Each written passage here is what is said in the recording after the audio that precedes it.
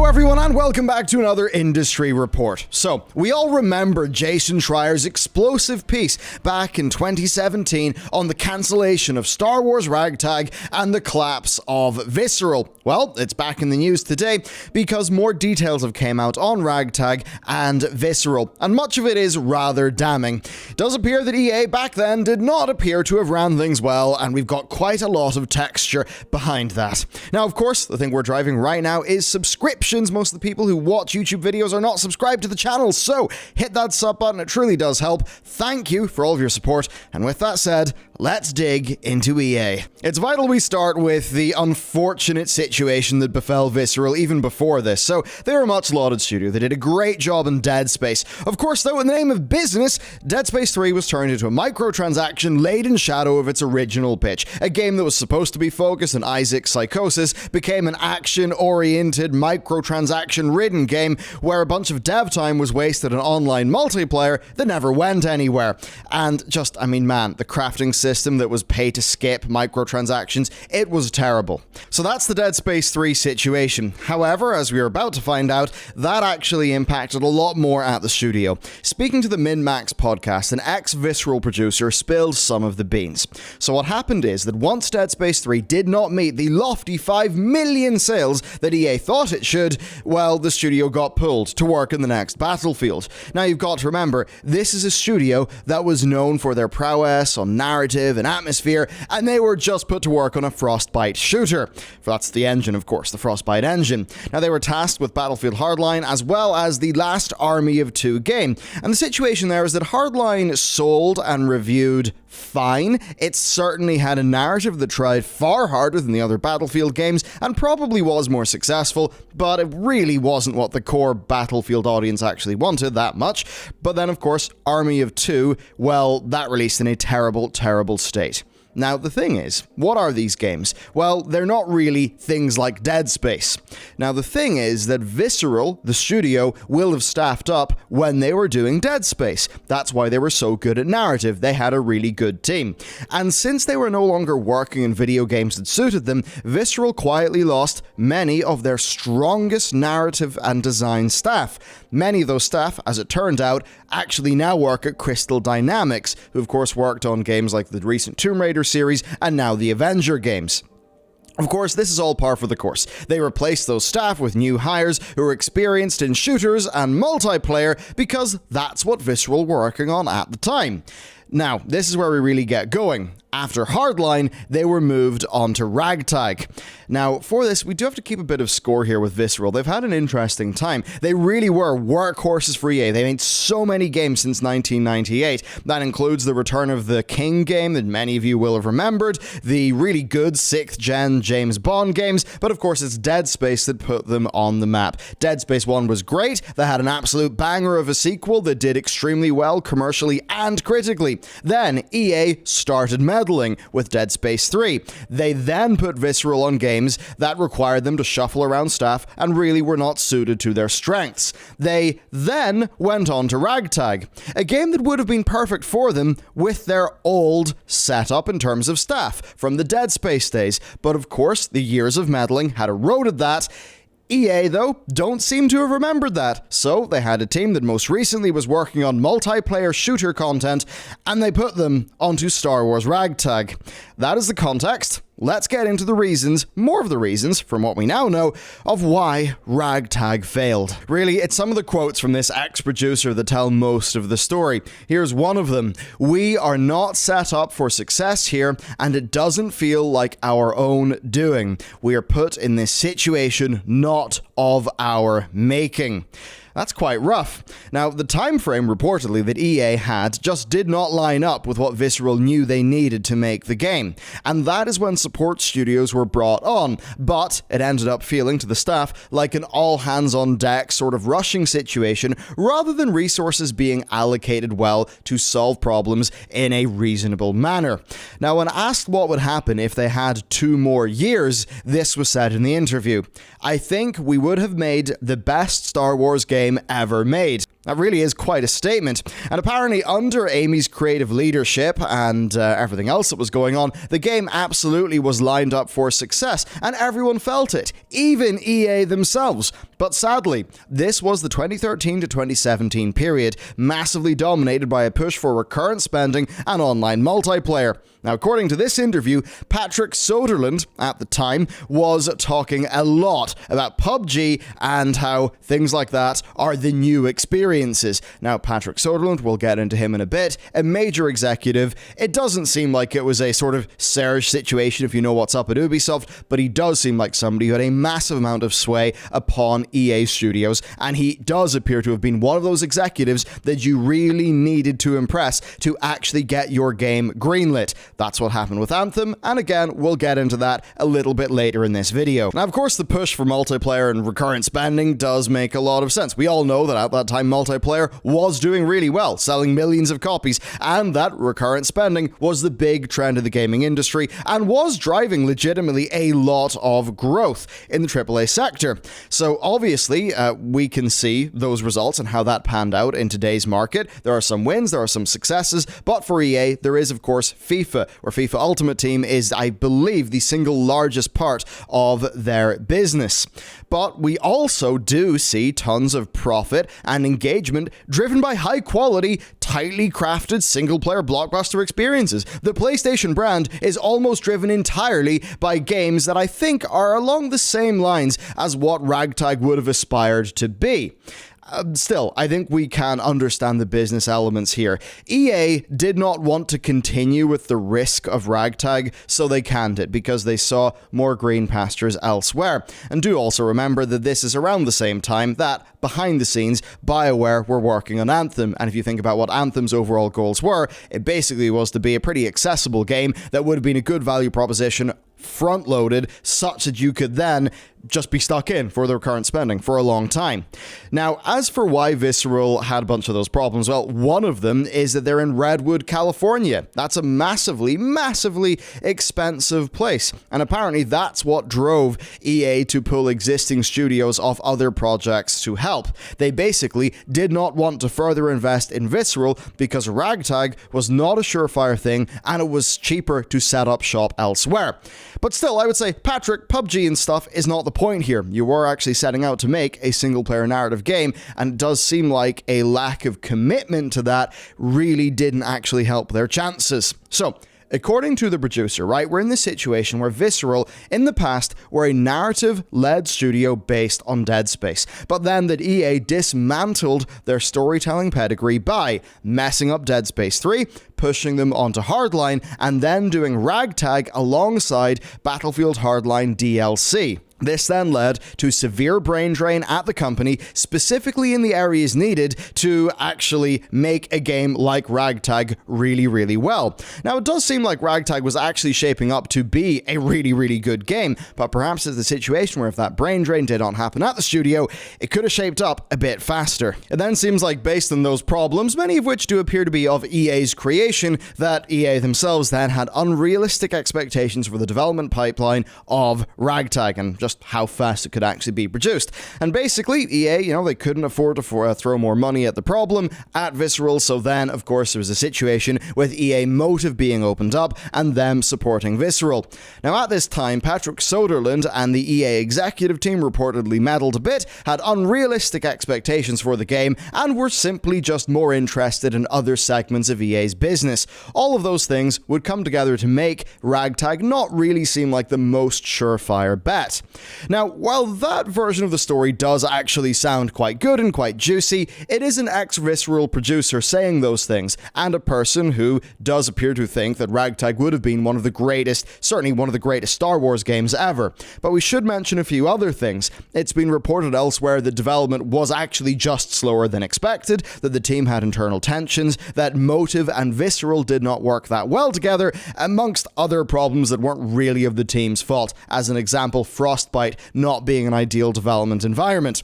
Now, lots of that does, of course, stem from the Kotaku report from 2017, shortly after the studio closed. Now, this, in many ways, can be stemmed back to EA's mismanagement, though. They replaced key staff, they split the team up in Hardline DLC, and they suddenly flattened the management structure. Basically just things that would not be ideal for the health of Visceral as an institution.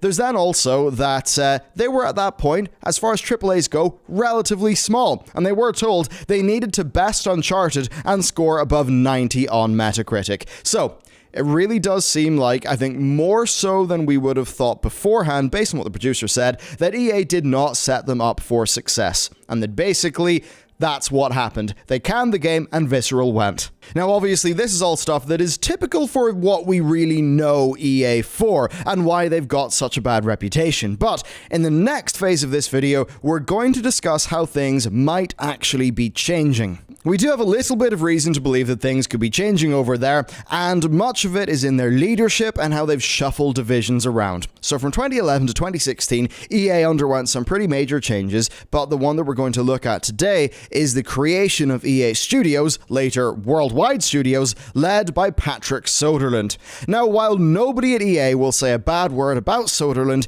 seeing the drastic change since his 2018 departure surely does raise questions, because 2018 and onwards is kind of the era where EA started doing better things, and it's noteworthy that the better phase of EA was kicked off by Respawn Entertainment, one of the studios, well, pretty much the studio at EA that had the most autonomy, because Vince Zampella himself was an extremely high-up person at EA, who therefore was able to push for a lot of change and basically safeguard his studio. So it is telling that it was Vince's company that really were the vanguard of good things happening, and that then, after Patrick left, things began to go a little bit better. Now, all of the top brass were on the same message, talking about single player not being the focus, although they tend to avoid attributing that to Visceral's closure.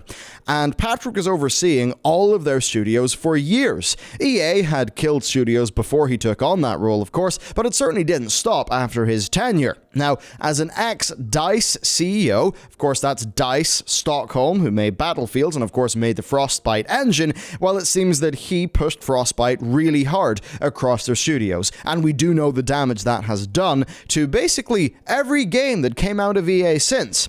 Now, Patrick was the guy that BioWare notoriously had to cater to with Anthem. They actually added Flight back in to a demo specifically to, demo well to him, and that was a demo they crunched out in 6 weeks. But the thing is, as we know from Anthem, even just looking at it, the Flight's kind of impressive looking. At least it sells a cool fantasy. That was a fantasy that Patrick loved, and that is when BioWare then doubled down on that sort of Flight vision of Anthem that we ended up getting. And of course, we know how that development cycle went. And this is when we've got to talk about modern EA, because we can kind of call it a respawned EA, because of course that change was driven by the successes of Apex Legends and Jedi Fallen Order. This is the EA, remember, that are adding games to Steam, including EA Play, that are doing rapid prototyping far earlier, inspired by how Respawn actually develops internally, which, by the way, it's insane that rapid prototyping of gameplay was not done super early to the degree that Respawn were doing it, like broadly in EA. I don't know what's going on there. And just generally, they seem to have updated their processes for the better. As for why, well, that's quite the story, and it's one that almost saw one of its figureheads get a 2.5-ish x increase in their compensation. So, the leadership shakeup. In 2018, there was a major shakeup in leadership. Patrick Soderlund was promoted to Chief Design Officer, and his previous role was taken by Laura Miele. Now, within 4 months of this change, Soderlund left EA, and he started Embark Studios. He was not replaced. Now, Laura was part of the basically the executive group whose pay was set to increase massively. That was, of course, as we reported in a video, voted against by shareholders. For her, it was going from around $7 million compensation to $16 million compensation, which was quite the insane increase, and it does make you think, What did she do to deserve that much? Was there some form of change in fortunes? Well, she mentioned back in 2019 that Vince Zampella was heading up a creative council to provide feedback on games if teams wanted guidance, and that would be feedback that would be advisory and non-binding. Now, they explicitly leave executives out of those creative meetings. And one of the important quotes from her 2019 interview with GamesBeat is this: "I don't believe in mandating or prescribing what teams have to do." Of course, this is the person who replaced Patrick Soderlund. And she's now saying this, when previously it didn't really seem like EA were that big into, just letting teams do what they wanted. Now, we can easily read into this, and I think you can see it a bit as a step away from Frostbite in some ways, and just generally a push away from executive meddling. It does seem that she actually learnt lessons from what worked so well from Respawn, which of course was enabled by Vince Zampella, from what we understand being able to shield Respawn from meddling because he was such a high-up guy at EA, and it does seem like this has all led to Laura having a different style of leadership from Patrick Soderlund, which certainly is interesting. Now, Laura herself has been a mainstay of EA for 23 years, but I think it's the attitude that she exemplifies in this interview that, even when it's taken with a mountain of salt, does show how major improvement could actually be made in EA. And certainly, we've literally seen that in their recent moves. I mean, you've got the obvious stuff happening from Respawn Entertainment, but we're beginning to see it trickle outside of that. As an example, Star Wars Squadrons. And to really get into that, let's talk about the future direction of Electronic Arts. It does look like that between Laura and the shot in the arm that Respawn was, that EA may actually be on a better path. And yes, even if it is still all driven by getting the best quarterly earnings report that is possible, I would say that a diversified output of maybe smaller and less risky games is likely a hell of a lot better in the long term for them.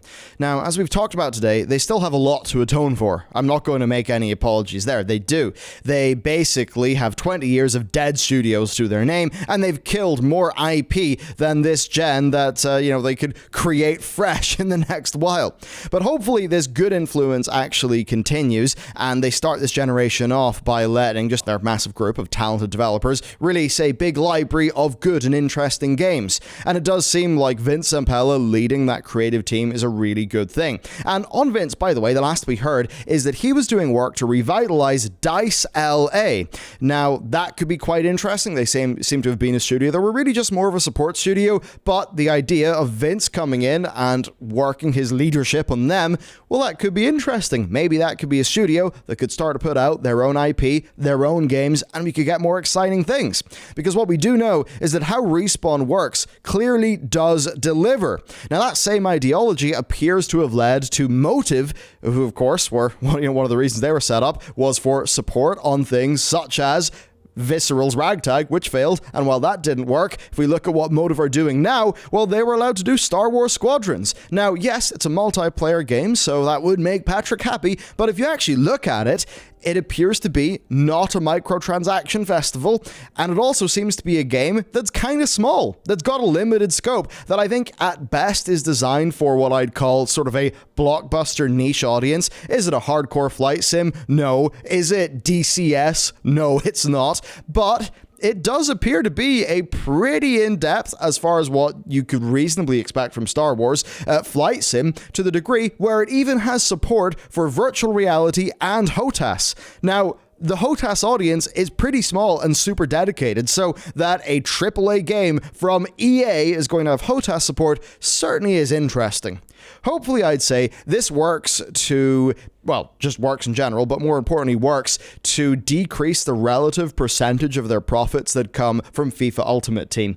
And I suppose if I was to have a parting thought for you as we end this video and we're sort of done musing about the future of EA, well, BioWare, right? We know that one of the reasons that, basically Anthem is really more BioWare's fault than EA, from what we understand. Now, it does seem like what happened is that EA were maybe a bit more frustrated at how BioWare were just constantly doing all of these really cool tech experiments and building tools they needed in Frostbite, because Frostbite really was not the engine they should have been making that game with. It does seem like all that was happening, but basically, they crunched out that flight demo, they impressed the hell out of Patrick Soderlund, and then he was just like, okay, cool, we're flying around, we're Iron Man, I can see how people would like this, let's go.